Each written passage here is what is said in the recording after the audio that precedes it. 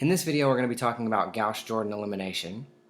So hopefully you've already looked at a couple of examples in the textbook and in WebAssign, but here's just a quick refresher. We're only allowed to use these three elementary row operations. The first is interchange two rows. The next is add a multiple of a row to another row, and this one is really common. This step number 2 in green here is the most common move that we make. And number 3 is multiply a row by a non-zero constant. So let's just dive in and do an example here. Use Gauss-Jordan elimination to solve the following system of equations. So we've got these systems of equations. So 2x minus 2y plus 4z equals negative 2, etc. And what we're looking for are values of x, y, and z that simultaneously make all three of these equations true. So the first thing that we want to do is create what's called the augmented matrix. Okay, so this is a system of equations, and what we're going to do is read off all of the numbers and sort of ignore the variables. So in entry 1, 1, that's the top left, we're going to put a 2, and then in entry 1, 2 is a negative 2, in entry 1, 3 is a 4, and then I'm going to put this sort of mental divider here. This sort of represents the equal sign, and this negative 2 is on the right-hand side of the equal sign. And similarly, for the next equation, we'll have a 1, a 2, a 5, and a negative 4. And then for the last one, because there's no x term, that means that there's a 0 on the x's, right? Because really, this column represents the x's, this column represents the y's, this column represents the z's, and this represents what's on the right-hand side of the equal sign. So that's just a pound sign for a number. So this will be 0, 1, negative 3, and 7. Okay, so this is what's called the augmented matrix. Let me just get a different color here. So this is the augmented matrix. And this, just the part that's on the left of that vertical bar, is called the coefficient matrix, because it represents the coefficients on all of our variables. Okay, now the first thing we want to do to begin solving Gauss-Jordan, let me just copy my matrix while I'm talking here, so I have a sort of clean version to look at. The first thing we want to do is get a 1 in the upper left-hand corner, entry 1, 1 of this matrix. And that's because what we're trying to do is eventually turn the coefficient matrix into the identity matrix. The goal is eventually we want it to look like this.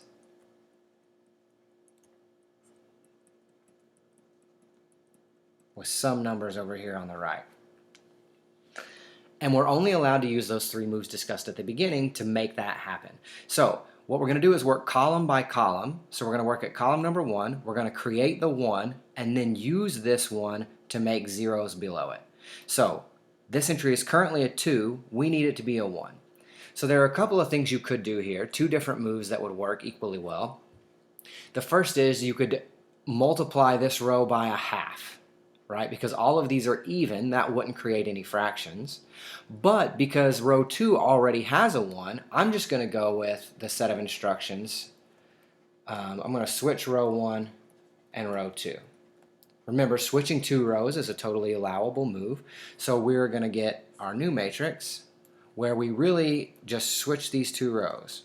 Okay, so 1, 5, negative, 1, 2, 5, negative 4, that's now row 1. And row 2 is going to be 2, negative 2, 4, negative 2. And we didn't do anything with row 3, so it just comes along for the ride. Okay? Now, check. We've got our 1 in the appropriate position. And next, we're going to keep working in column 1, and we want to get zeros everywhere else. Well, this one is already a 0, so now we just need to figure out how to make this one a 0. And what you do is you always use the 1. And by that, I mean you're going to multiply the row that has the 1, in this case row 1 has the 1 entry that we want. We're going to multiply row 1 by something, and then we're going to add that to row 2, and that's going to be our new row 2. Okay, so we need to figure out what do we multiply row 1 by such that when we add it to row 2, it's going to cancel this out. So since this is a positive 2, we need this to be a negative 2 when we add them together if we want to get a 0. So because this is a 1, that means we just need to multiply it by negative 2. Okay, so let's see what this calculation gives us. Okay, so negative 2 times row 1, that's going to be negative 2, negative 4, negative 10, positive 8, right? When I multiply all of row 1 by negative 2, these are the numbers I get. And then row 2 is 2, negative 2, 4, negative 2. And we're going to add these two rows together. And that's going to give us what's going to go in our new row 2. So as desired, the first entry is a 0. The next one is a negative 6, negative 6, positive 6, right, when we add all these things up. So now our new matrix is going to be, we didn't change row 1, we just used row 1 to change row 2. So row 1 stays the same. Our new row 2 is this, what we got when we added these things together. So 0, negative 6, negative 6, positive 6. And we also didn't change row 3. So it just comes along for the ride. Okay. Well, now column 1 looks good, right? Remember, we're trying to make the identity matrix, the 3 by 3 identity matrix, this is the end goal. Okay, so check. Column number 1 is good to go. So now we're going to move on to column number 2. And you always create the 1 first. So remember how at the beginning of this we made a 1 in the top left corner. Now that column 1 looks good, our next step is to create a 1 in this position, right? Because that's where the 1 belongs in the identity matrix. So again, we could switch rows. That's what we did last time, right? This is already a 1. So we could just switch row 2 and row 3 and that'd be fine. But instead I'm going to do the other move that I mentioned before, which is we can multiply row 2 by some non-zero constant. So remember, that's one of our allowable moves. And so the question is, what do you have to multiply row 2 by to turn this negative 6 into a 1? So basically, you need to multiply by negative 1/6. Or you can also think about this as just like dividing by negative 6. That's the same thing. So really, I mean, like dividing by a number is the same as multiplying by the equivalent fraction. So it's okay to think about dividing even though that's not explicitly listed as one of our moves.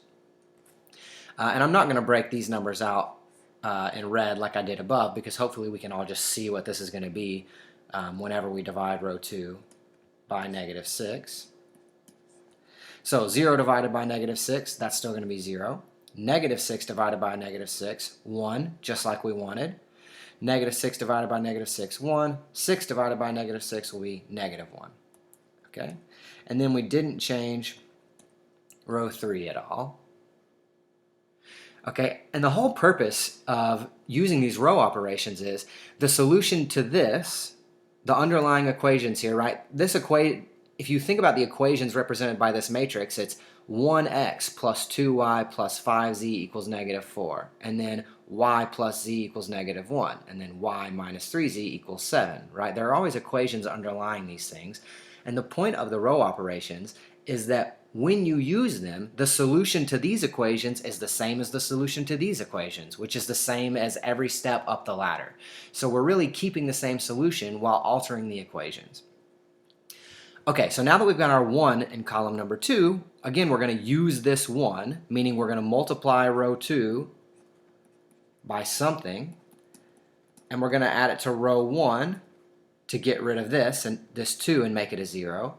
And then we're also going to multiply row 2 by something and add it to row 3 to make this into a 0, right? Because remember, we're supposed to have a 1 in the middle and then a 0 above and below, right? That's what we're trying to create. So then the only question is, right, and this is going to be our new row 3. The only question is, what do you have to multiply row 2 by to make that cancellation happen? So we're trying to get rid of a positive 2.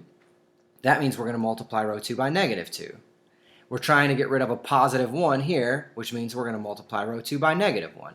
And in fact, it's always going to be just the negative of whatever number you're trying to get rid of. We're trying to get rid of positive 2, we multiply by negative 2. Trying to get rid of positive 1, we multiply by negative 1. And that's the same thing that happened up here. We were trying to get rid of this positive 2. We multiplied by negative 2. Okay, so let's see what these calculations actually give us. So negative 2 times row 2, that's going to be 0, negative 2, negative 2, positive 2.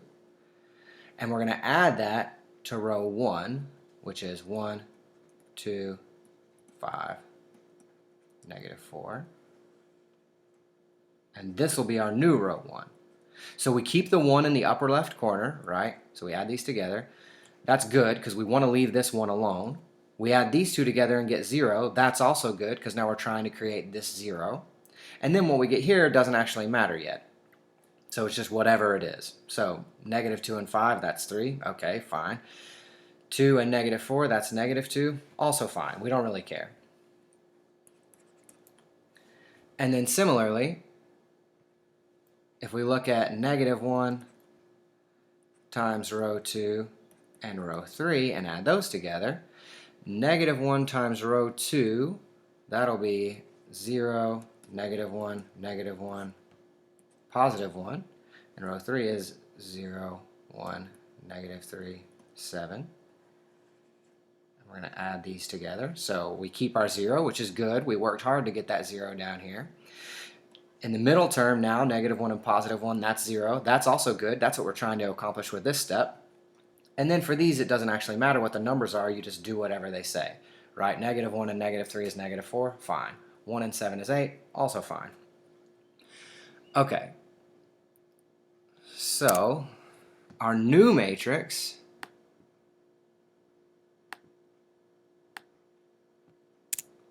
maybe I'll write it here so we can just sort of see the old one. Our new matrix is, our new row 1 is this, so 1, 0, 3, negative 2. This time we didn't change row 2, and in fact, once you create the 1 in that row, you don't change it again. So row 2 is the same row 2 we had from before, and row 3, this is our new row 3. Okay, so now we're making some progress. Remember, we want the identity matrix on the left and then just whatever numbers on the right. Whatever numbers those happen to be.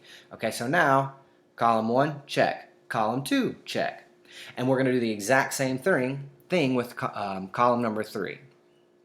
So let me rewrite our matrix down here so we have something to work with.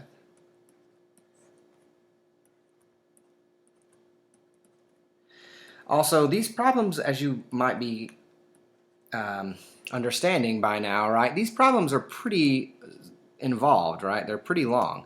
So just take note of that when you go to work the homework or when you see one of these on a test. There are multiple steps involved. And you don't always have to show this work that I'm showing in red. I'm just showing it to make sure we all understand where the numbers are coming from.